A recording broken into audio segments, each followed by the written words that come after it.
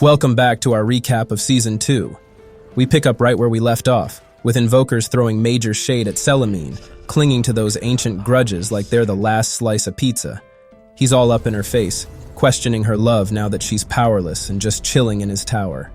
Talk about a plot twist that'll make your head spin. Meanwhile, Caden, Davion, and the other Dragon Knights are in the thick of battle, facing off against the dragons, while Luna's faith in Selamine is slipping away. Definitely a rough time for her. Meanwhile, Mirana's heading back to her crib, feeling the crushing weight of adulting and royal duties. It's like finals week, but make it eternal. Talk about a mood. As for Davion, he's caught in a serious internal struggle with Slyrak, battling not just the dragons outside, but the one inside him as well. He's on a quest to find the eye, hoping it'll help him put a stop to all this chaos. And let's not forget about Terrorblade, who's now teaming up with Invoker. The stakes are high, and the tension is palpable. What's going to happen next? It's a wild ride, and I can't wait to see how it all unfolds. Caden's out here living that Dragon Slayer life, sword in hand, ready to slay. Meanwhile, the elves are having a total meltdown as Invoker drops his "Gather Them All" bombshell. Selamine's losing it, screaming her lungs out, while Invoker's flexing with his pale, fragile lotuses. Formerly known as Selamine's, but Homegirl's lost her Stan army, so no more flower power for her. She calls him clever because he brings her to this point so effortlessly. But she sees Terrorblade and knows he carries the weight of the bargain and worries about what will happen if he fails to meet his obligations. She offers to forgive him, restore her, and allow her to deal with Terrorblade using her powers for Philomena. Invoker shows her the hybrid species that Philomena discovered additionally. He tells her that he will give them her power so Philomena will live and she will die. On the contrary, the fight is ongoing in which 2 Lancers are gone and they don't have medical supplies. Luna orders them all to get on their feet again, but Mirana suggests waiting since Luna's wound has also reopened. Anyways, Caden tells Davion that he is safe, but it gets worse before it gets better. Davion shouts at him, telling him to let him go because he has no idea what is happening to him. He leaves the task to his father, who has heard stories of what he is capable of.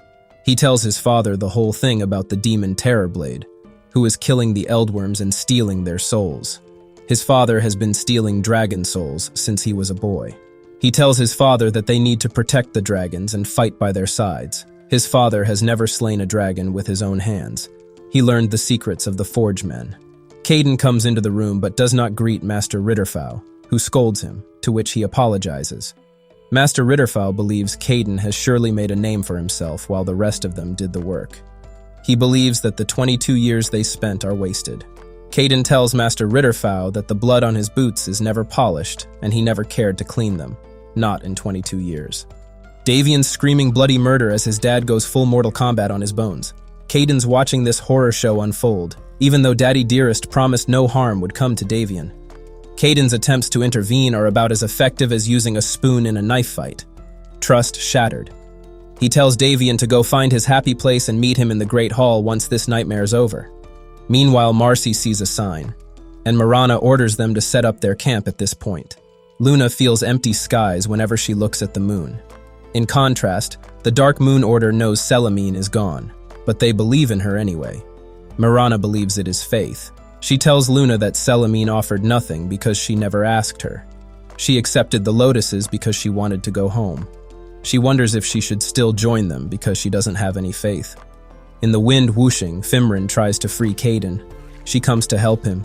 Caden barely remembers anything that happened. He asks her about Mirana, but she doesn't know anything about her. She gets upset, believing it is her fault because she knew it would happen but let it happen anyway and did nothing. She doesn't feel the way she hoped, instead it feels ugly. She was supposed to bring him back to the tower after it all happened. She tries to explain, but he tells her to get out. He thinks maybe his father is right. He has trusted him his whole life, but barely knows her. She gets up and disappears. Davion's father is surprised to see his healing happen so fast. He asks his father how all of this gets the big dragon out of him. His father informs him that some of them carry dragon traits in their blood. He shows Davion in the book that Rylai, the warden of Icerack herself, manifests some features of a water dragon. Her sister Lena seems more ember dragon than human. He believes that maybe he is also of the dragon clan. Sometime later, Bram notifies his father that Caden says Davion needs to eat. On the way, Davion guesses that he made it back to the dragon hold and warns the fathers. He tells Davion that he was a little worried and came through the portal with someone else's left foot. He stared at it for days before deciding it was just a little swollen. He tells Bram to listen and says that he is his best friend. Bram hugs him. Father calls Caden into his room as he has words with him. He tells Caden that he doesn't approve of his efforts, as he feels he owes Davion a debt of honor. The father requests Caden to trust him again. He shows him Davion's blood, which is a weapon of a different sort. He tells him to imagine their brothers enhanced with Davion's power, which is a dragon's power. They could heal their wounded, regenerate, and perhaps restore the dead. They could slay all of the dragons. He informs Caden that Davion is an unlimited resource. He turns his face back and sees Caden disappear. It is actually Fimrin, who is breathing heavily after listening to Father. On the other hand, Luna explains what the Coedway are doing to them. They are herding them like sheep and have trapped them. She sees the map and realizes that they are in a killing field. Mirana thinks they need to make a stand and fight. Luna tells her the plan and says to Mirana that she needs to escape while they consolidate. Mirana refuses to accept and reminds her that she is the one who trusted the devil, so they are both responsible for this. Father gulps Caden's blood. He snarls and breathes heavily as he looks at his hand.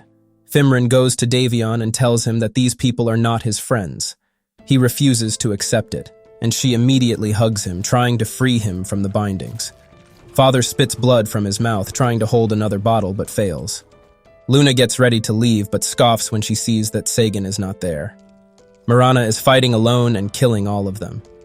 Luna orders all the soldiers to be on their feet, as this is their chance now. The princess has left so she can lead them to safety. Suddenly, Mirana returns on Sagan and tells Luna it was all because of faith. Meanwhile, Fimrin tells Davion that they need to go.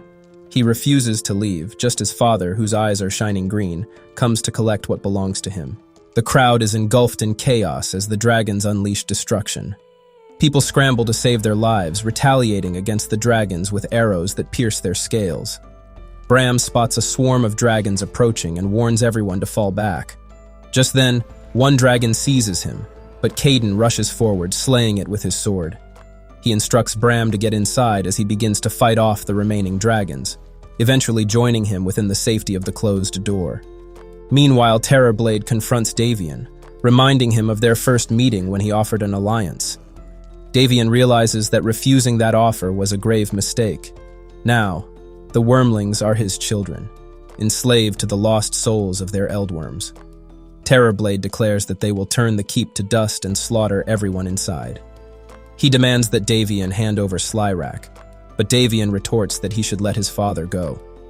Terrorblade scoffs, asserting that this man sought to drain Davion of his power, unworthy of his wrath, yet still called Father.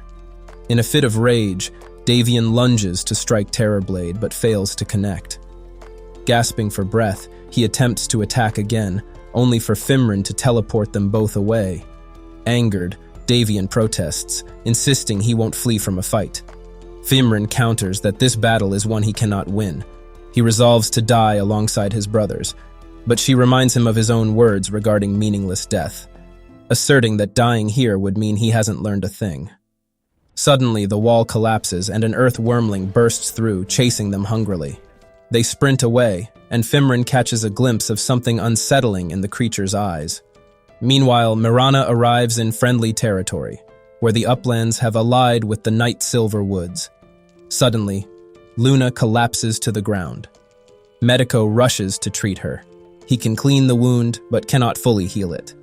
Mirana remembers a nearby fort that might have the medicine they need. Master Ritterfowl commands his knights to hold the line, but Caden counters that their position is indefensible. Ritterfowl insists that he is in command and will not yield an inch to the filthy abominations attacking them.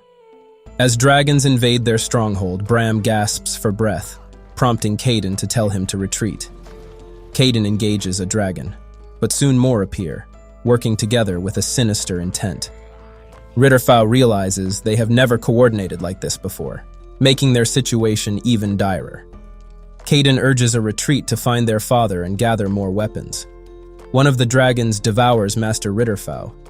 Caden orders the remaining knights to ascend and confront their father. As footsteps approach, Marcy blows the horn, and the barrier opens. Mirana introduces herself, explaining that her people urgently need food and medicine after an attack by the Coedway. They allow the Knight Silverwoods to take Luna to the infirmary while the rest of the group finds food in the mess hall.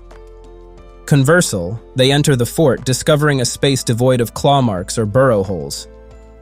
Caden observes that whatever transpired here, it seems no dragons were involved. Meanwhile, Mirana inquires about Luna's condition. Medico informs her that he has properly sutured and bandaged the wound, treating the infection. Medico reassures her that Luna has at least a week to recover. Mirana drops the bombshell that they're hitting the road tomorrow, reminding the Black Silver Knights they're not out of the woods yet. But hey, their stomachs are full, and tonight they can catch some Z's without one eye open. Just as they're about to clink glasses, a messenger crashes the party, telling Mirana the captain wants a word. Talk about a mood killer. Mirana enters the captain's quarters, but she is ambushed by Venari. She accuses him of wiping out the entire outpost just for a bounty. Venari taunts her, claiming her uncle misses her dearly. Their confrontation escalates as they box each other in. Meanwhile, Davion dons his armor, prepared for battle. An earth wormling bursts into the room, growling menacingly. Davion swiftly engages the creature, dispatching it with fierce determination. He urges Fimrin to assist him, but she insists they must not flee. Caden joins the fray, attacking the earth wormling alongside Davion. Bram attempts to initiate a dialogue with Fimrin, but their conversation is abruptly interrupted as a dragon leaps toward them, launching a fierce attack.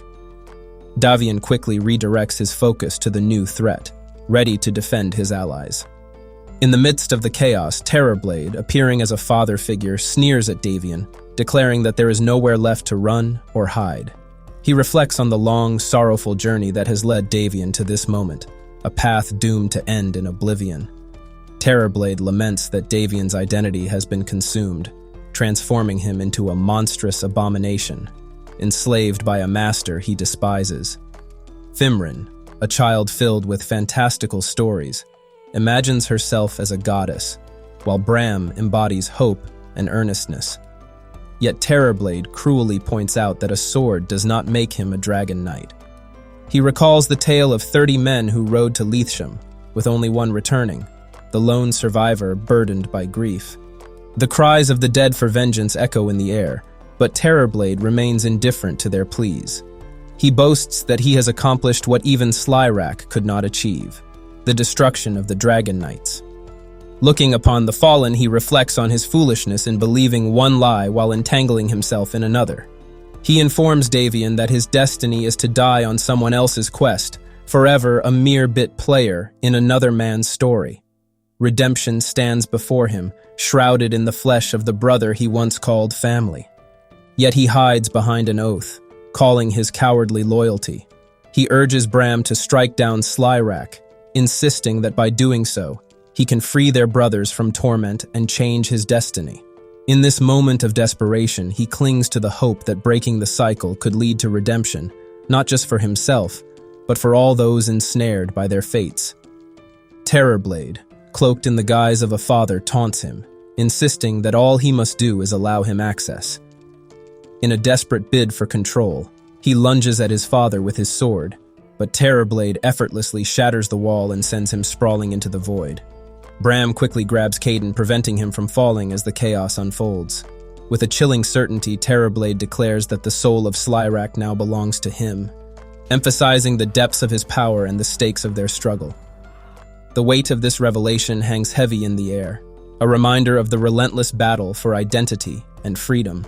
As Terrorblade unleashes his dark power on Davion, Fimrin, in a fierce display of determination, launches an attack and teleports him to an empty space. They crash to the ground, the weight of the confrontation palpable. In his final moments, Terrorblade whispers words of malice, hinting at the fate of his sword, a symbol of his twisted legacy. Davion, fueled by a surge of protective instinct, rushes to save Fimrin, unleashing a torrent of fire at the dragon that screeches in agony. Rylai calls out to Caden, urging him to climb higher. Caden, resolute, declares that he will cleanse the taint of the demon with fire. Amidst the chaos, Bram pleads with Davion to join them, and after a moment of hesitation, Davion resolves to stand with his brothers, ready to confront their true enemy together. Venari looms over Luna, a smirk on her face as she refers to her as the Scourge of the Plains, taunting her with the bounty on her head, one that rivals even that of the princess. She reminds Luna that the journey to the Helio Imperium is long, implying that time is running out for her. Meanwhile, in a dimly lit chamber, Invoker is focused on awakening Vadrak, the father of chaos. The atmosphere is charged with tension as Invoker channels his power, calling forth the ancient being. Vadrak stirs a low growl resonating from deep within him, echoing the chaos that has long been dormant. As he awakens, the very fabric of reality seems to tremble, hinting at the tumultuous events that are about to unfold. Bisrak's growling like he's got a bone to pick, giving Uldarak and Lyrak the 411. Turns out their attempt to take down Vadrak was an epic fail, and now they're on thin ice. Terrorblade and his squad pulled a sneaky one while they were catching Z's, so now it's time to make a deal or things are gonna get messy. Talk about waking up on the wrong side of the cave. They must confront the mouse in his tower and reclaim what has been taken. Vadrak proclaims that retribution is essential. What has been created must ultimately be destroyed. What is destroyed will rise, fall, and rise again, accompanied by all the flailing arms, birth screams, and a mother's blood. Vadrak believes they are too attached to the illusion of flesh and to their dreams.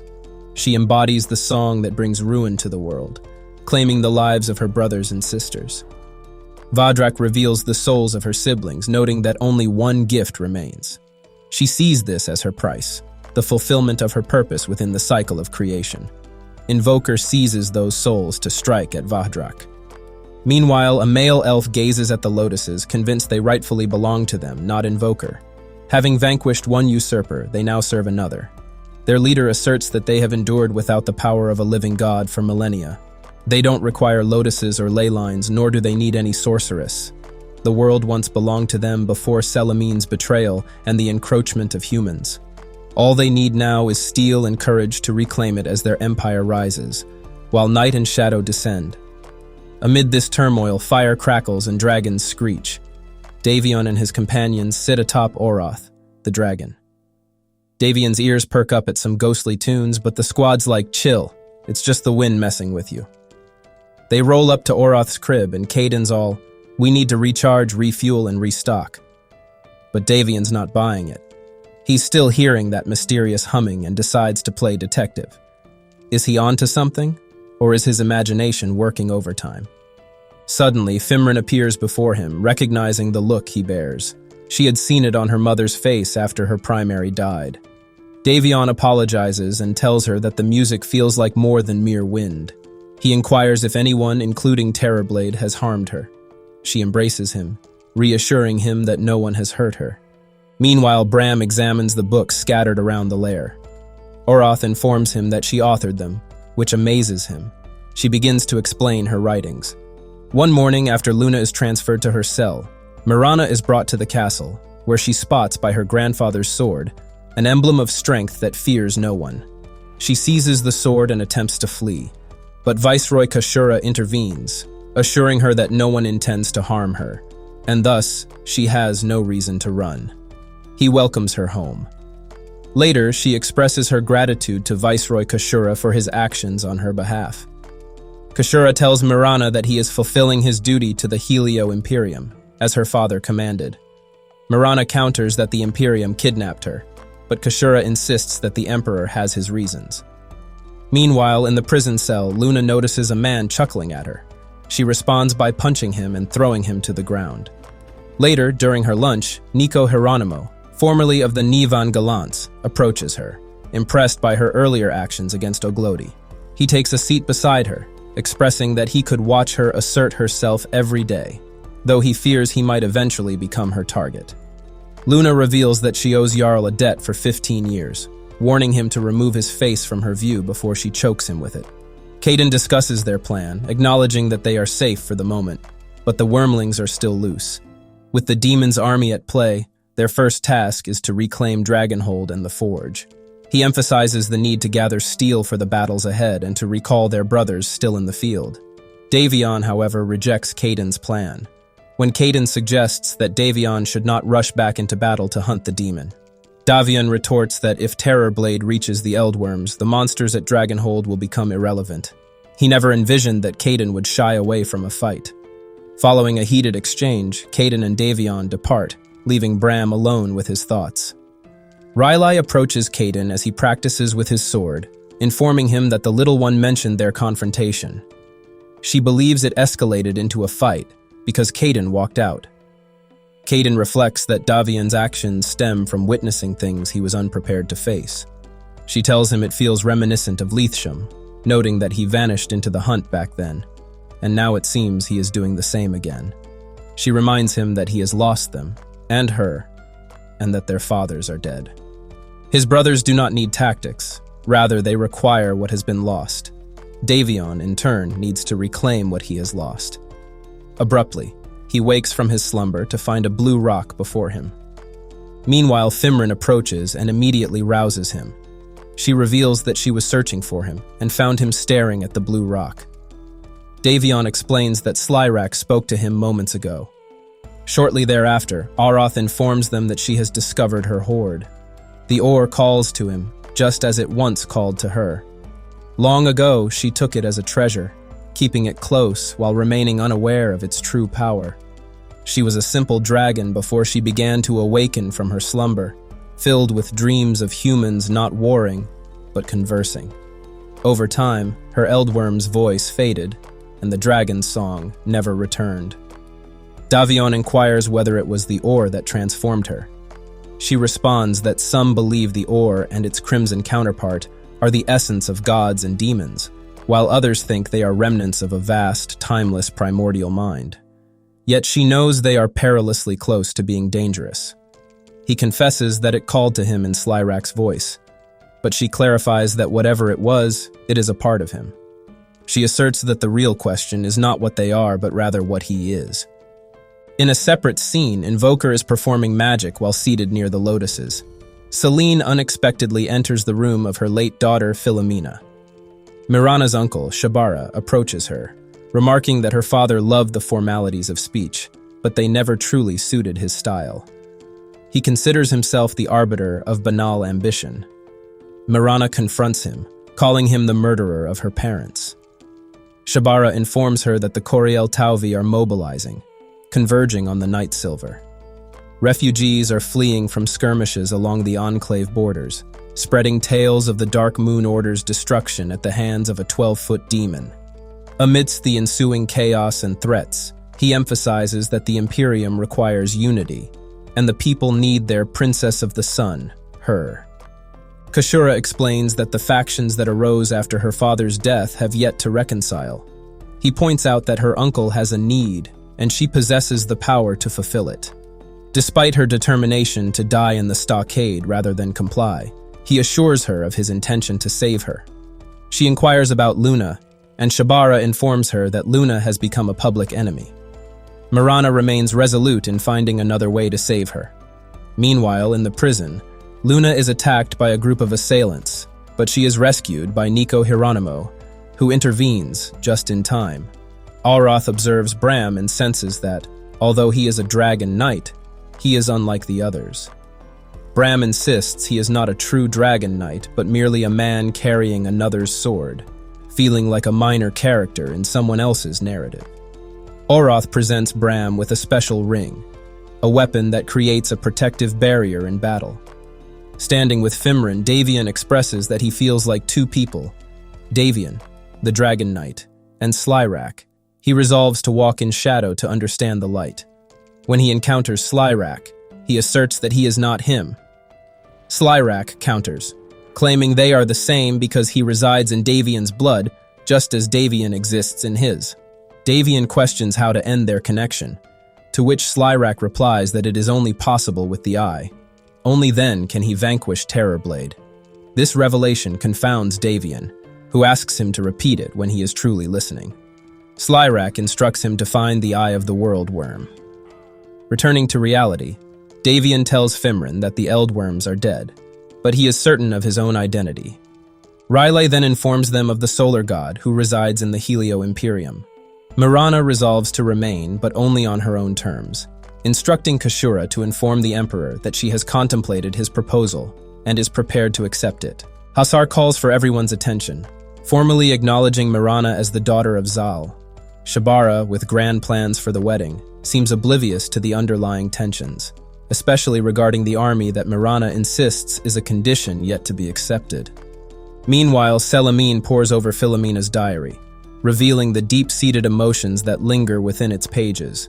She turns to Invoker, grappling with the realization that Philomena's torment was not entirely of her own making. Invoker counters, emphasizing that Philomena's thoughts were ultimately hers. There was no malice in her words, only profound grief. He describes how Philomena clung to a doll each morning and night, filling it with her unwavering love and hope for her mother's return. Despite the darkness that enveloped her, her love for Selimine endured, a testament to the bond they shared.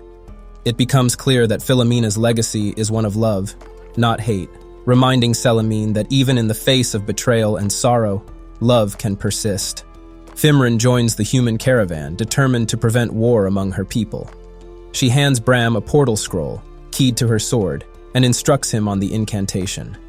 Meanwhile, Caden expresses his deep mistrust of Davion, sharing that he lost 29 brothers to the Eldworm residing within him. He warns Davion to remember his true self and to be cautious in his choices.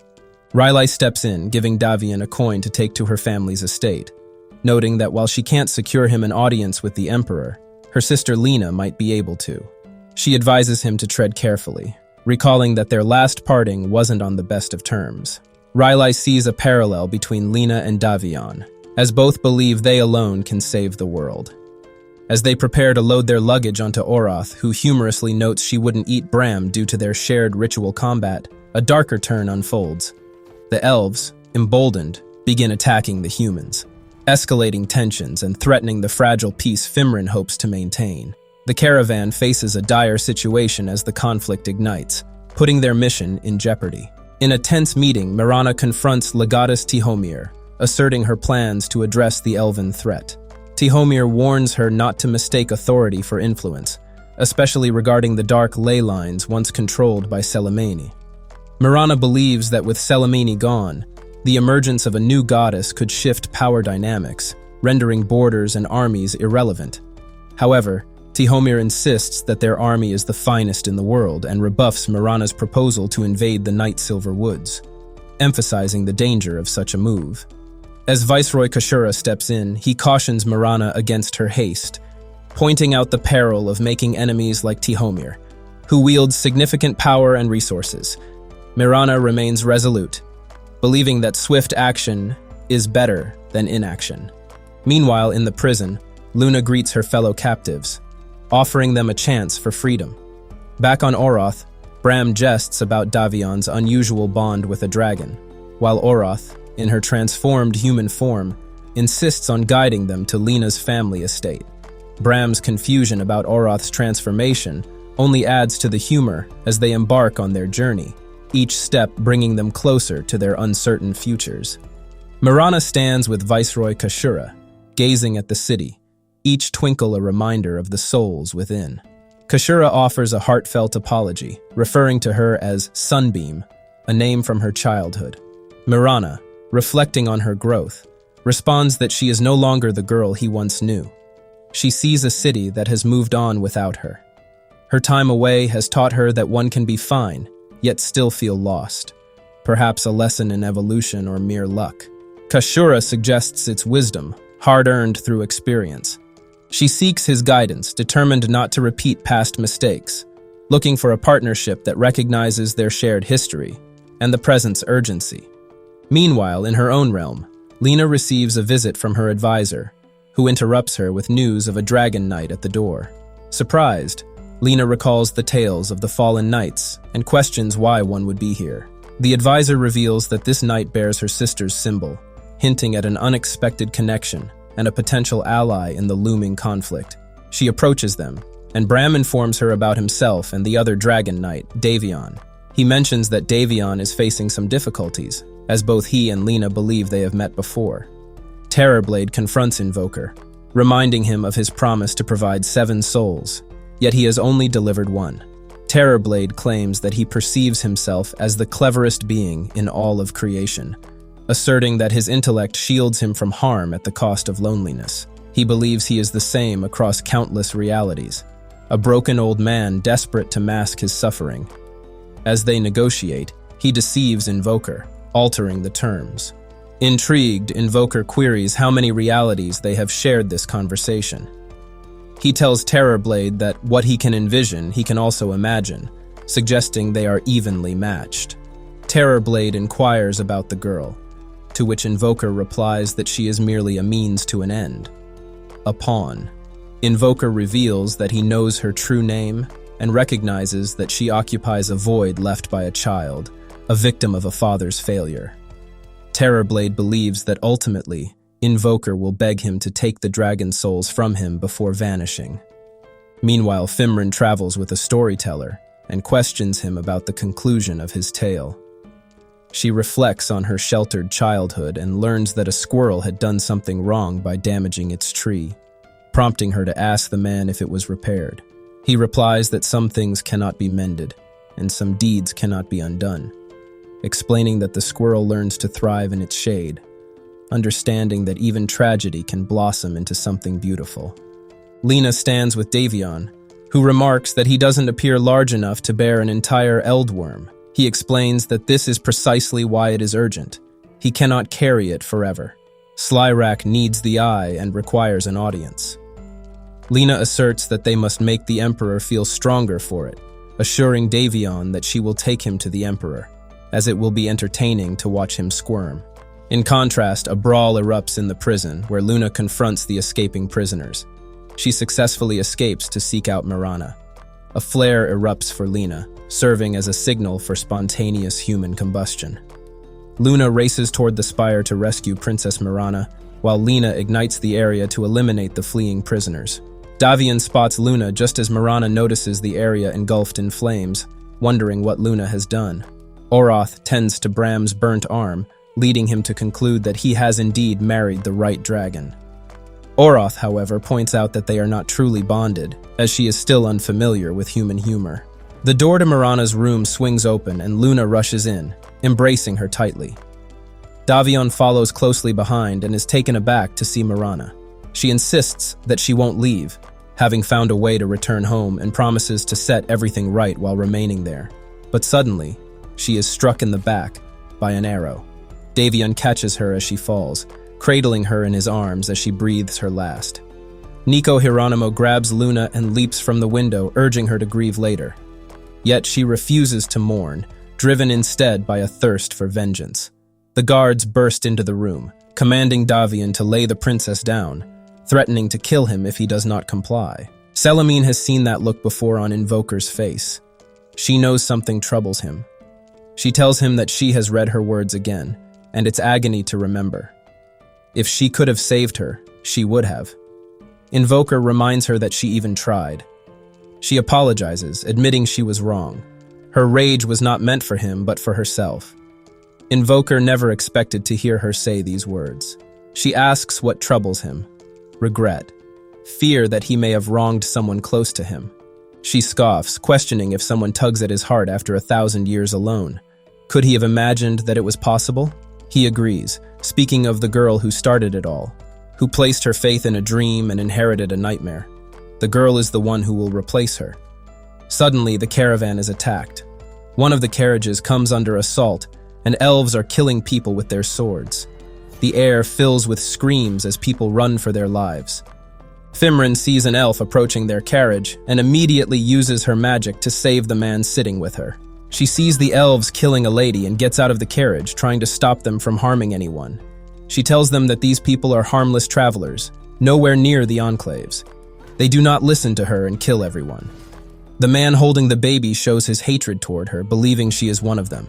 And then he leaves. In her childhood, Mirana plays with her toys while listening to her uncle and father. Her mother comes in, telling Shabara to know his place. She informs Mirana that she is too old to play with dolls, and reminds her that she is the princess of the sun, taking her dolls away. Back in the present, Lena arrives at the castle and asks Asar to leave Davion alone. She sees the princess lying on the ground, attacked by the dawn star. Asar informs her that they have summoned the healers and tells Lena that Davion was holding the princess when they arrived. Lena instructs Asar to let Davion go. Davion informs Lena that Luna said the shot came from that direction. The rooftops may be 600 lengths away. However, he has never seen anyone make a shot that long except Mirana. He was afraid she had been dead for so long, and when he found her, he thought it was fate. Lena believes fate is strange. Mirana recalls a memory from her teenage years when she saw Marcy, who did not respond to her. A servant tells her to leave the girl alone because she cannot speak. The servant informs Mirana that the girl was injured and that other children took her voice. Oroth tells them that she has seen wonders and horrors but has never seen anything like this. The arrow was meant to kill her. It should have killed her, but the princess is somehow dead and alive all at once. Davion asks her to just tell them if she can do anything or not. She responds that hope yet remains. Teen Mirana tells her father about the girl who is small and weak, so they punished and hurt her. She requests her father to do something because the throne should not harbor thieves or cruelty. Her father tells her that there are many things the throne should not abide but must. They cannot fight every battle, nor can one person win every battle they must face. Most of all, she can have all the power in the world, but she cannot protect the people from themselves. Viceroy Kashura ensures her help, and she sees Marcy in her room. Kashura informs her that Marcy is now her handmaid, because her family has been promoted, and those who harmed her have been demoted or cast out. Kashura kisses Marcy on her forehead and calls her his sunbeam. Mirana responds that she will call her Marcy. Shabara tells Kashura that she was so young and so full of promise, as though someone pulled the sun down from the sky. He informs Shabara that the Praetorian Guard has scoured the city for Princess Mirana's assassin. Shabara asks about the Scourge of the Plains and tells him to blame her, find her, and execute her. He wants a good villain to publicly remove her head. Nico Hieronymo suggests to Luna that she play clever to take her revenge. He takes her to the place where swords are bought and sold. She meets the tiny boss, possibly Herzog, and tells him that she is looking for a bounty hunter. She asks him to hand over Princess Mirana's assassin, Vinari. He tells her that the blame for the princess has fallen on her.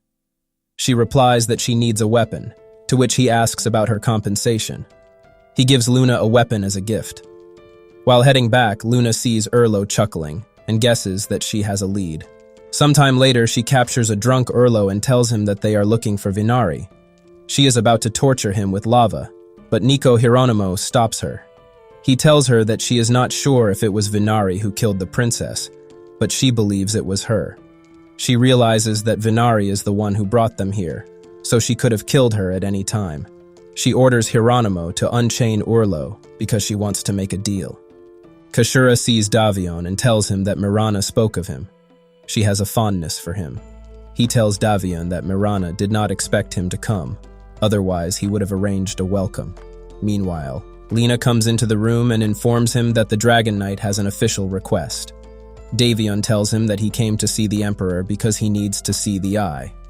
When Kashura leaves, Davion turns to Lena, expressing his confusion about Mirana's presence. Lena reveals the state secret. Mirana was supposed to marry the Emperor. She explains that Shabara believed this marriage would resolve their issues, but it only complicated matters further. Davion sees it as a marriage of convenience and asks Lena who was aware of this secret. She names herself, Kashura, Asar, and the War Council, adding that Legatus Tihomir funded the effort to bring the princess home. Davion asks for her perspective, and Lena asserts that Mirana should never have left the Night Silver Woods. Flashbacks show Mirana in her dress when she is suddenly attacked, bending down as she learns her parents are dead. Asar urges her to run, and while soldiers attempt to kill her, Asar protects her. Marcy intervenes, killing one of the soldiers, allowing them to escape the castle. Back in the present, Lena instructs Davion to make the Emperor feel like he holds the cards in their discussion. Then he will listen. Davion realizes that Lena understands the Emperor's weaknesses. Kashura only permits Davion to meet the Emperor. When Davion meets Shabara, the Emperor asks what brings him to his feet. Davion responds that he already conveyed his purpose to Viceroy Kashura. Shabara then questions why he would give Davion the eye, a relic so sacred that only the God Emperor has touched it in 3,000 years. Shabara presses Davion to simplify his answer, and Davion responds that no king denies a request from their order. Their protection has historically been sufficient. He orders everyone else to leave the room, expressing his willingness to help but insisting that Davion must provide something more than evasive answers. Davion then reveals the dire situation. A demon named Terrorblade has killed the Eldworms and stolen their souls, except for one hiding within a dragon's body. He needs the eye to allow the dragon to travel to the Hell of Hells and stop Terrorblade from remaking the universe in his image. However, Shabara rises from his chair, firmly stating that the Solar Throne must deny Davion's request. Meanwhile, Geronimo and Luna keep a close watch on Urlo. Geronimo comments that their proposition is unorthodox, as he collects bounties on them, in exchange for Vannery's head. Luna realizes Geronimo may betray them, and decides that if he does, he will be the first to die. Back with Shabara, Davion expresses his frustration, insisting that the Emperor doesn't comprehend the gravity of the situation. Shabara retorts that this isn't merely a fight against a dragon. He has limited experience with the complexities of divine power and authority. Davion counters that if they don't act, there won't be a world left for anyone, including Shabara. Shabara dismissively claims that the sun always rises, but Davion presses the point that someone has attempted to kill the princess. Davion assumes Shabara has a plan to address this threat. Shabara reveals he has tripled security measures, to which Davion responds that this only highlights his failure to protect her, saying it should have been his responsibility. In a heated moment, he calls Shabara a mouse, prompting Shabara to shout back that he is a god. Slyrak merges with Davion, transforming him into Slivion, who confronts Shabara on the rooftop. With a low growl, Slivion tells Shabara that he doesn't smell like a god. Shabara, undeterred, insists that he cannot give Davion or anyone the eye. He reveals that when he ascended the throne, he performed the sacred ritual, but it yielded nothing. He was deemed unworthy. Shabara warns that if the Imperium learns the truth, it would lead to a civil war, a chaotic upheaval that could shatter their fragile order. The weight of his admission hangs in the air as Slivion considers the implications, both for Shabara and the world beyond. Tensions rise and the stakes grow higher, as the struggle for power and truth intensifies. Slivion is attacked by the army of Shabara. He says Shabara to slaughter one another. He throws Shabara from the height and kills him. Slivion, now a force of fire and fury, faces the onslaught from Shabara's army. He taunts Shabara to have his soldiers turn on one another, reveling in the chaos before he hurls Shabara from the rooftop, sealing his fate. The ground trembles as Shabara falls, his reign abruptly ended. Meanwhile, in a different confrontation, Urlo hands over the green stone but is swiftly attacked by Luna.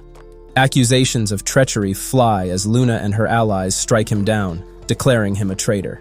The tension escalates into a fierce battle between Luna and Vanari, who questions her motives, asking if she's seeking answers amidst the turmoil.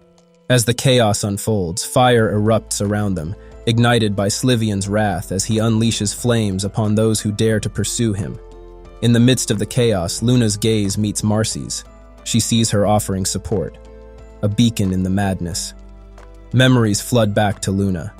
Selamine's promise to Mirana, ensuring her safety in the shadows, a reminder of the strength that once protected them.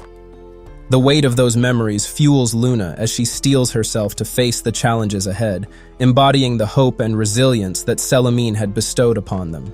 Marcy, along with her fellows, is captured and moved to some place when Sagan attacks them and frees them. Luna thanks Marcy. Medico looks at the injured Hieronymo and tells Luna that if he stitches the two of them together, then he can make one healthy person. Hieronymo asks Luna if she cares if he lives or dies. They take him and leave. Lena swoops in like a boss, saving a guard who spills the tea. The big bad took out the Emperor. She's all, "It's go time," and orders the guards to step back while she goes full fireball on Slyrak. But Slyrak's not impressed, taunting her about using fire against the OG flamethrower. He's trying to wake up Davion, but no dice. Slyrak claims Davion's MIA and goes for the attack, but Lena's got moves and dodges like a pro. She hits back hard and Slyrak's left gasping for air. Talk about a heated exchange. She tells Slyrak that he has no idea how he came to be, but she knows who possesses him. She explains that she finally understands the connection she feels with Davion. She demands he give Davion back, but Slyrak tells her that the mouse has fled and his song fades. Only he remains. She insists that she can hear him. He is lost, frightened, and alone. Lena knows Davion does not want this. Slyrak believes what a mouse wants is nothing. What he has is nothing. He tells Lena to give him the eyes, but she refuses to give a damned thing and won't let him have Davion. Slyrak tells her that there is more distinction because she is the child of fire and a part of him, so she will obey him. He roars and sends all his fire towards her. She screams and refuses to be his child, instead declaring herself the fire. He keeps growling, but Lena approaches him and takes Davion back. She believes she has always been the fire. Sitting in the fire, Lena remembers her childhood memory when her room was on fire. Davion gets up, not remembering a thing. Lena guesses that the Emperor said no when he dropped him off a roof. She tells him that she wanted to throw him in the stockade, a nice concrete place all on his own until they could figure out what to do with him and how to help him. But Viceroy Kashura disagreed. She informs him that they made him the hero because Kashura told everyone how the creature appeared. He, the brave Dragon Knight, tried to stop it. However, Davion believes that a lie doesn't make it better. She knows that the Imperium is still in chaos and the Senate will appoint a regent, but that won't matter. There is no one all the houses will rally behind. Civil war is inevitable. She recalls what some used to say about her. All she knows how to do is destroy, kill, and burn things down. She wonders if they were right. She tells him to stop acting like he knows her and what she has done. After last night, he thinks he knows her because he was gone forever. And then she pulled him back and saved him. He needs the eye. The Helio Imperium needs a regent. He sees how everyone reacts to her and believes that she is their hero. She knows that she has no title, a minor house, and asks him if he thinks they would name her regent. Davion believes the people will rally behind her. On the contrary, Luna, along with others, takes Hieronymo to treat him. Luna, with Marcy, is drinking and is glad that she made it. She tells Marcy that her princess is dead. Oroth recites lines from the poem she has written for Princess Mirana. He finds that poem beautiful, though he has no idea what it means. He feels sad after understanding the poem. Bram notices some movement in the princess. Oroth opens all the windows so that light can reach Mirana's body. Mirana rises. Oroth sees the aura of death, which is gone as if she burned it from her own blood. She is trapped between worlds, living and dead. She tells Mirana that she tried to capture her agony in a poem and asks her if she would like to hear it. She informs Mirana that the poem she wrote has 36 stanzas. Mirana assures her that she will listen to her poem later. Meanwhile, Viceroy Kashura enters the room with Asar. He stops Asar from informing the Senate and the War Council. He decides not to inform anyone until they identify the assassin. Mirana is informed about the death of the Emperor. She tells Kashura about the feeling, a certain warm serenity in which she could have remained forever. But there is also a voice that is gentle yet persistent. It is her mother's voice waking her as though she were a child. He asks her what her mother said. She tells him that she said a word, remember. He tells her to remember her place, remember her duty, and remember that she is loved. He shows her the banners that honored her father while the others did not. But the people beneath the banners were her father's strength, and can now be her strength. He tells her that the Senate selects a regent today, so he prefers that they name their empress. Fimrin is all alone in the forest. At night, she happens to see an old lady. She tells the old lady that she should not be out alone, especially not this close to the Shadow Terrace. The old lady tells Fimrin that she is sure she misses Dyfed, Adara, and Idwal horribly. She tells her that everyone knew it was her fault that they died. However, she lets her know a way in which she could go back. Fimrin agrees to do anything, and the old lady tells her that she must come closer. It is Terrorblade who tells her to let him. She remembers what she was told, that she put her faith in a liar, who used her to take his revenge and will always lie to her. She was instructed to deny him and refuse to accept his lies. Fimrin wakes up from her sleep. In the Imperial City, Tihomir is told that she cannot march her private legion into the city flying a house banner. Asa reminds her of the laws that are still present. She knows that the Imperium needs leadership and strength, so her name and legion can provide it. He tells her to provide it then from the other river. She tells him that these men and women are citizens on their way to a public meeting. He shows her Lena, who is also going the same way. She remembers the memory when she was captured in the prison, where she was told that power is not a game. She wanted to go home. She recalls that she has burned 7 homes in 7 years. She tells the lady that she can be a warrior, a protector. The lady tells Lena that she is a weapon, destruction. Lena believes no one has any idea who she is. No one does, and no one ever will. Lena sees that they are going to kill each other. Davion is sure they think it is worth it. She tells Davion that she used to think things would be better with no emperor. She thought if only Shabara would step down, maybe the Senate would take control and turn it into a better place. But now Tihomir's legion is in the streets. The Praetorian Guard is ready to fight, but the Senate will name her regent anyway. They are afraid of her. They like her money too much. She decides not to watch another home burn. Tihomir announces that the Imperium is in grave peril because God Emperor Shabara was murdered by a demon that remains at large. The Princess of the Sun is dead, so there is no heir, no hope. They need a regent, a strong leader to bring a new dawn to the empire.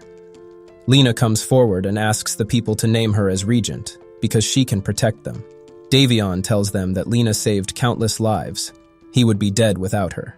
Meanwhile, Marana arrives, the sole heir to the throne by blood. Lena opposes the announcement of Marana and questions whether they are really supposed to accept it, especially since she abandoned them and renounced her claim to the throne. She tells everyone that Marana wants to send their sons and daughters to bleed and die for the Night Silver Woods and for her goddess. Lena warns them that if Mene returns, it means the end of everything.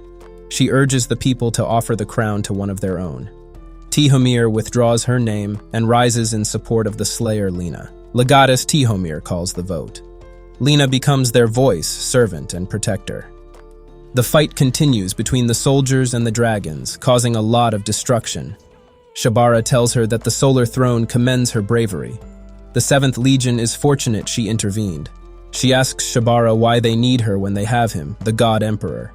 He asks her how he should reward her own legion, a seat in the Senate, or perhaps a name. She tells him that his legion gave her a name. Tihomir approaches Lena, who watches the people cheering for her. He suggests they discuss the composition of the Imperial War Council at her convenience. Lena moves to Princess Luna, who gazes at the chair she used to occupy. Luna believes her father was too decent for this place. She tells Lena that nothing was personal. She thought she would like Shabara, and that things would turn out better. She now realizes she was mistaken. Regardless, she warns that if the Coriel Tauvi dare to attack them, she will travel to the Night Silver Woods herself and turn the enclaves into a desert.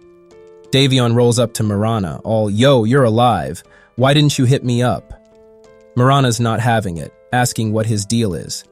Davion drops the bomb. "Slyrak sent me." Marana's like, "Hold up, are you saying Slyrak told you to off the Emperor, lie to the Senate, and turn this place into a circus?" Davion sets the record straight. Slyrak's on a mission to snag the one thing that can put Terrorblade in check, and Lena's the key to getting it. It's like a high-stakes treasure hunt, but with more dragons and political drama. Marana recalls the last time she saw him in the Enclave, fighting for their lives. She remembers what he risked for her sake, and prayed to the goddess that her Davion would not be lost to the monster he carries inside him. Now here he is, a familiar face, but she wonders if she knows the man. She reminds him of the promise he made to find a way together, then turns to leave. At night, Asar informs Marana that Marcy has come to meet her with Sagan. She follows Marcy to Luna, who tells her there is news she will want to hear, and news she won't. Marana asks what the news is that she won't want to hear. Luna reveals that their assassin is still alive, and they know who hired her. They just placed a crown on her head. She tells him that his legion gave her a name. Marana reflects on her own blindness, realizing that her father and even Selamine could see the truth. Luna reassures her that she was raised for greater purposes. It's been years since Luna last stormed a castle. Marana instructs her companions to travel to the enclaves and liberate their brothers and sisters, convinced that her recent experiences have steeled her for even worse challenges ahead. She promises Luna that she will return with an army. Luna is impressed by Mirana's courage, recalling how she was once a frail little girl when she first came to them. She never understood what the goddess saw in her, but now it all makes sense. They all bow before her, and Luna declares herself honored to call her princess. Meanwhile, Davion examines the eye when Lena approaches, believing it to be what he seeks. Davion places his hand on the eye but feels nothing, leading him to suspect it's a fake. Lena speculates it may not be a forgery at all. Perhaps it's all just an elaborate lie. It seems clear to her that Shabara never had any real power. Davion knows Slyrak would have sensed this and would have warned him. Lena reminds him that he spent months failing to grasp Slyrak's warnings, yet one fever dream with a little blue rock suddenly clarifies everything. She suggests that perhaps Slyrak clung to the first semblance of an answer he found. Now, Davion is left grappling with an inconvenient reality. Davion's got that eureka moment. They're missing a crucial puzzle piece. Mirana's got to track him down ASAP and spill the beans about Lena. Bram's on board but pumps the brakes, wondering if they're jumping to conclusions. Mirana's all Luna's got the 411 and it's crystal clear. Bram reminds her that Davion's not exactly a saint right now. He just yeeted the Emperor off a roof and is currently playing demolition derby with the Praetorian Guard. Mirana's scratching her head, wondering why Bram's suddenly Team Lena. But Bram sets the record straight. He's not Team Lena, he's Team Davion, because the guy's got a knack for reading people. It's like a political soap opera, but with more dragons. Meanwhile, Fimrin, while sleeping, hears Terrorblade's voice urging her to deny his lies, to reject him. Suddenly, she is thrust into a confrontation with Invoker, who tells her that if she had brought Davion home, all of this would be over. Fimrin accuses him of lying and using her trust. Invoker insists he can recover from his mistakes, informing her that Selamine is in the tower, powerless. He reveals that she is Mene, the goddess of the moon reborn. Mirana sees the look on her face again and questions whether she has misjudged the situation or been overconfident. However, she cannot leave now. The woman attempted to have her killed, and she cannot simply allow that to go unpunished. She confides in Viceroy Kashura, who believes her but cautions that there's nothing she can do. The Senate will never turn against the Slayer. He reminds Lena that she has committed murder and instigated a war. He discovers that the eye is a fake, realizing that Mirana won't speak to him, and that the entire damned world is spiraling toward its end. Lena tells him he is not to blame. She is. Yet Davion believes she is the only thing that makes sense amid this chaos. She explains that she thought Shabara would abdicate.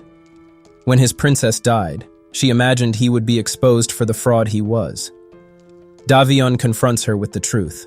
She hired the assassin who attempted to kill Mirana. She refuses to accept this accusation due to her oath of silence. Feeling isolated from her lies, she knows she can't continue deceiving him.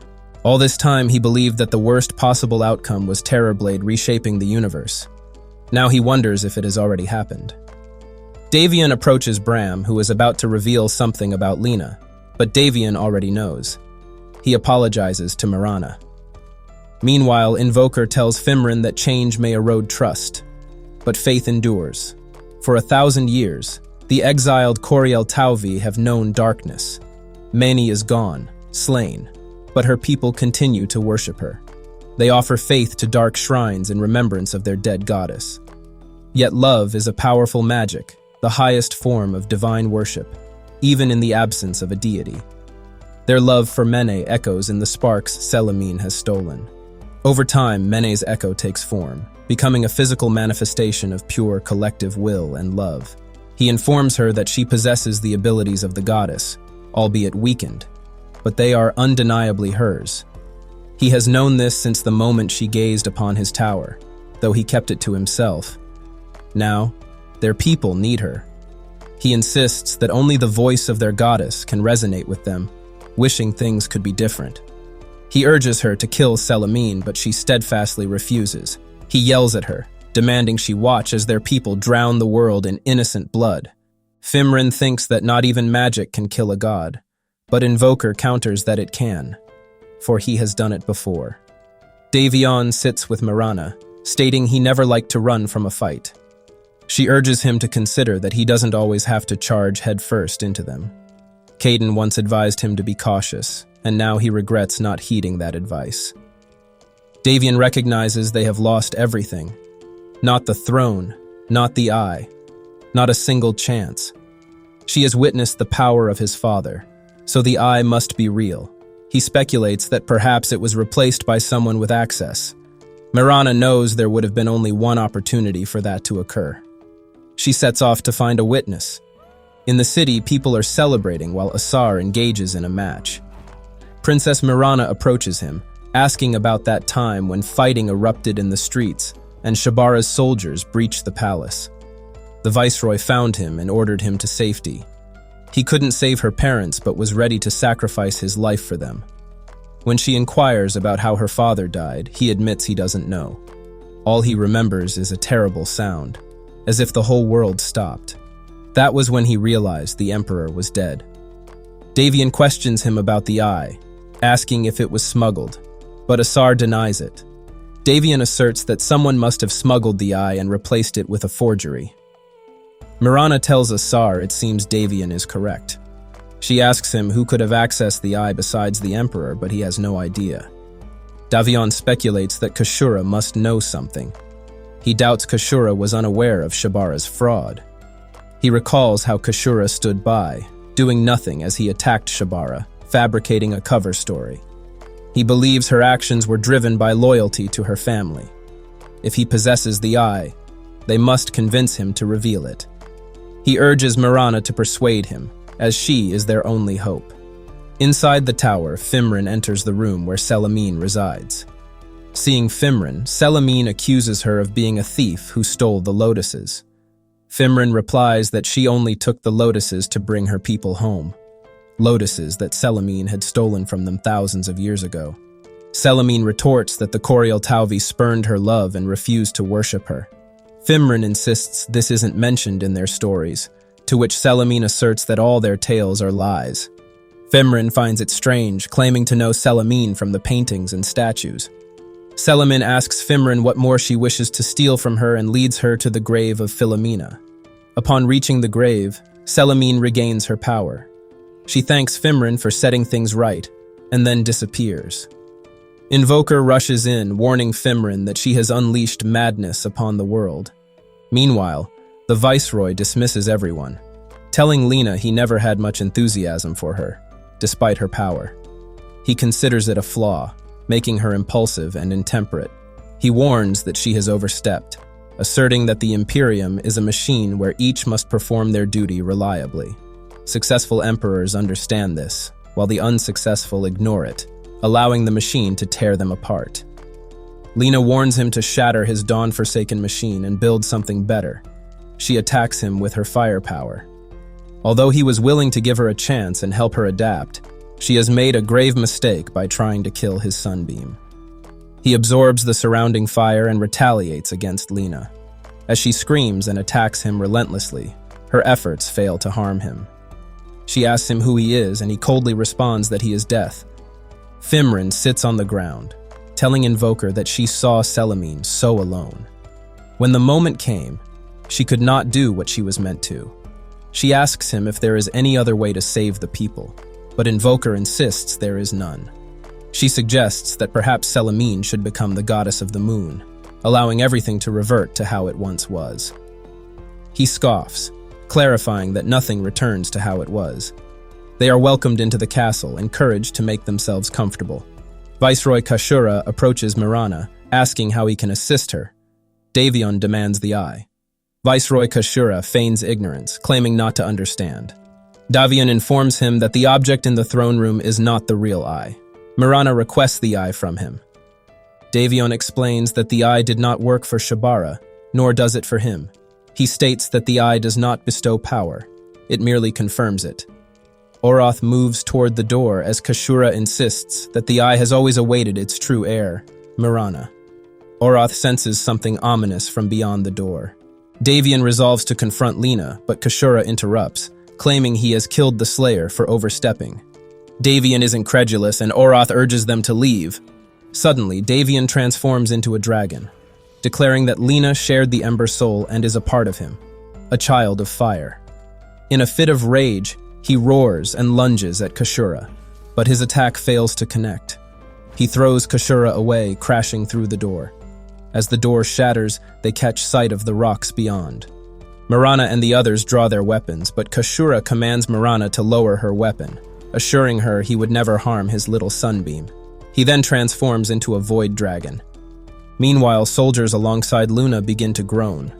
Luna senses that the goddess has arrived. Selimine tells them that their goddess has risen and orders Luna to take them home. Luna confidently replies to the goddess, explaining that when she first arrives in the woods, she feels broken.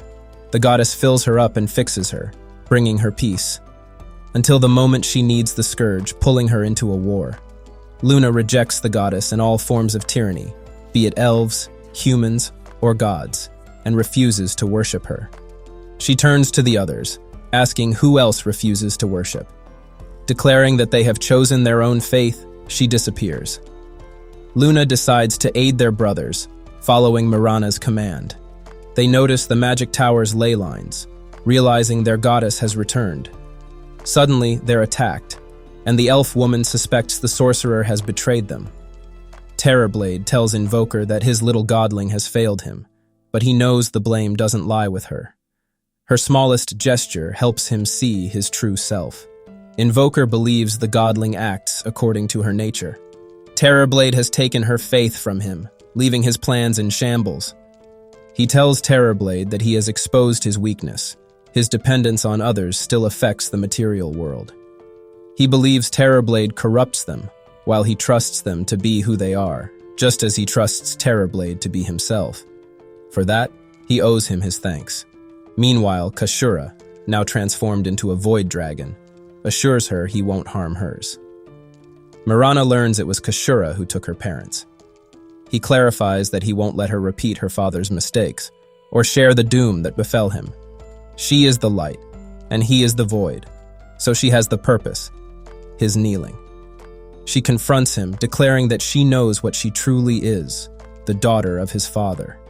Just then, Oroth attacks Kashura and immediately instructs everyone to retreat to the palace. Bram refuses, but Oroth insists him to stay silent, urging him to protect the princess and take her to the Eye. The princess is their only chance, Oroth believes, and says Bram with other to go. She reassures Bram that she will write a beautiful poem for him. As they run, Bram chooses to stay back with Davion and Oroth, while Princess Mirana and Marcy head for the castle. The fight between Kashura and Oroth erupts. Oroth tries to save Bram, urging him to run, but Kashura overpowers her, throwing her to the ground. Panting heavily, Oroth tells Bram she has a final thought as she takes her last breath. In Davion's dream, Slyrak tells him he confuses despair with defeat. He hasn't failed. In fact, he's found the Eye. The truth becomes clear. They've been in the presence of the Eye all along. He has known its light and love, and he would kill for her, die for her. Her truth, shrouded in doubt, eclipses behind the moon, obscuring his vision. Yet in his heart, he has always known who she is. Davion insists that Mirana needs them now, but Slyrak believes she must find the power within herself. He suggests that it's fine if she dies, as they will still want what they desire. Davion argues that life has meaning because it's fleeting and vulnerable. When they're gone forever. That's why they all fight. He asks Slyrak to do what he cannot. Slyrak confirms he's asking him to take his place in the illusion of flesh, to fight for her, knowing he may never return in his true form. Kashura's roar is so epic it's like he's trying to start a heavy metal band. Meanwhile, Slyrak's all "let's do this," and decides to throw down, making the stars shake like they're at a cosmic rave. Poor Bram's having a moment, ugly crying next to Oroth and calling for Caden like he's lost in a mall. In a twist nobody saw coming, Kashura picks Tihomir as his right-hand woman, promising to be the Imperium's loyal puppy. He barks orders at her to lock down the palace and bring Princess Mirana to him without a scratch, because apparently even void dragons have standards. Caden appears before Bram, and he recounts everything that has happened. Mirana arrives at the palace where Tihomir and the army await. Kashura attacks. Slyrak approaches Caden, proposing they slay the abomination together and save their reckoning for another time. Caden agrees, but as they prepare, Kashura grabs Mirana. Slyrak confronts Kashura, calling him a corruption that imagines himself a dragon. Their fight begins, and as Kashura seizes Slyrak, Kaden strikes him with his sword. Tihomir orders Marana to surrender, but then Asar arrives, cutting off Tihomir's head. He commands his army to protect the princess and eliminate the traitors. Slyrak tells Kashura that 3,000 years ago, he lost the thunder. He's forgotten their song and will submit it. Kashura retorts that the thunder is dead, and he serves the world worm, protecting the eye. Slyrak argues that the eye is part of his horde, but it doesn't belong to him. It belongs to them. Kaden charges in, attacking from multiple angles, while Slyrak continues his assault on Kashura. The latter grabs Slyrak and flings him away, then seizes Kaden, noting that the power he has stolen through the slaughter of dragons is impressive, but he is still a mortal man with limits. He makes a terrible sound and reverts to his human form. Princess Marana reaches the palace and sees him smashing the throne. Marcy punches a hole in the floor, revealing the eye. Marana hugs Marcy, expressing her gratitude. Placing her hand on the eye, she remembers her duty. Asar stands at the palace entrance, but Kashura strikes him and enters. He tells Marana he's proud of her, but she refuses to accept his pride. She wants her family back. He claims he is her family, a void among the stars, the black curtain of night against which they burn. Once a mere dragon, he lived in darkness until he encountered strange rocks that gave him a voice and a will, teaching him their song. He learned darkness means nothing without light and sought its source, discovering the world worm and the awful truth. All dragons are interconnected, part of creation. He had been a part of its light, the source, but was lured away. In his rage, he found the greater truth, the eye, the world worm made flesh. For 3,000 years, he attended to her needs across many lifetimes and forms, loving her best during those millennia. She retorts that he never loved her. He only wanted her as part of his collection. She accuses him that he has destroyed her. He insists he protected her throne until she could return. Suddenly, Sagan attacks Kashura, who dodges, but Marcy continues punching him. Kashura seizes her, squeezing tighter and tighter. Marana demands him to let her go, pleading that he's killing Marcy. He assures Marcy that Marana will love her, that she will shine. Feeling helpless, Marana begs him to stop. She tells Marcy she loves her as she falls to the ground. Marana begins to cry, suddenly glowing with light, becoming the sun's valor, might, and glory. The eye opens and sees. She cradles Marcy in her lap, urging her to wake up, for they have won, and she saved her by believing in her. She hands Marcy to Asar, thanking them all, while Slyrak snarls. Marana asks if he knows what awaits him. He tells her that his battle with Terrorblade marks the beginning of the end. Slyrak instructs Marana to tell the little mouse he is free. Davion returns to reality and sees Slyrak is gone. He hugs Marana, and they all bow down before her, the god empress of the sun. Bram reads the poetry of Oroth and cries which he believes was enough. Conversely, Fimran goes to meet Selamine, who comes and tells her that she knows why she came. She knows that she is broken, and tells her that she knows what she is looking for. She asks Fimran if she loves her. Yo, squad! Let's talk about Marana. Is she the ultimate conflict whisperer or what? I mean, she's out here solving problems like it's her day job. Is she the secret sauce we need to finally get some chill in this crazy storyline? And don't even get me started on Fimran and goddess Selamine. That's some next level complicated. Could Fimran catch feelings for the goddess? The drama is real, and I'm living for it. I'd love to hear your thoughts and theories in the comments. Let's get a discussion going. And hey, don't forget to hit that bell icon and subscribe to our channel for all the juicy updates on new videos. Let's keep this momentum rolling and dive deeper into the lore together. Your opinions matter, and I can't wait to see what you all have to say.